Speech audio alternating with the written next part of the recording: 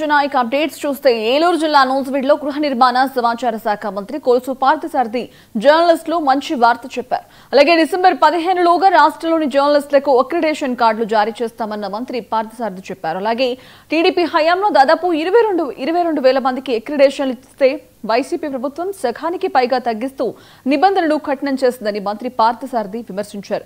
ఇక అర్హులైన జర్నలిస్టులందరికీ కూడా అక్రిడేషన్ కార్డు జారీ చేసేలా కమిటీలు వేస్తున్నట్లు మంత్రి పార్థసారథి చెప్పారు. అక్రిడేషన్ కార్డ్స్ సంబంధించి గత ప్రభుత్వం 2014-19లో 21,000 మందికో 22,000 మందికో అక్రిడేషన్ కార్డ్స్ ఉంటే తర్వాత వచ్చిన వైసీపీ ప్రభుత్వం దాన్ని 12,000కు 11,000కు కుదించేసింది, తగ్గించేసింది. ఈ ప్రభుత్వం జర్నలిజంలో ఉన్న ప్రతి సోదరుడికి నిబంధనల ప్రకారం ఎక్కువ మందికి ఇవ్వాలనే ఆలోచనతో ఒక కొత్త పాలసీ తీసుకురావడంలో కొంత ఆలస్యం జరిగింది. ఎందుకంటే ఈ సోషల్ మీడియా కానివ్వండి, యూట్యూబ్ ఛానల్స్ కానివ్వండి, వీళ్ళకి ఏ విధంగా అవకాశం కల్పించాలి అనే ఆలోచనతో మేము దేశవ్యాప్తంగా ఉన్న పాలసీస్ ఇతర రాష్ట్రాల్లో కానివ్వండి, కేంద్ర ప్రభుత్వం పాలసీని కానీ వీటన్నిటిని స్టడీ చేయటం, సో దీని మీద ఒక నిర్ణయం తీసుకుంటానికి ఆలస్యం జరిగింది.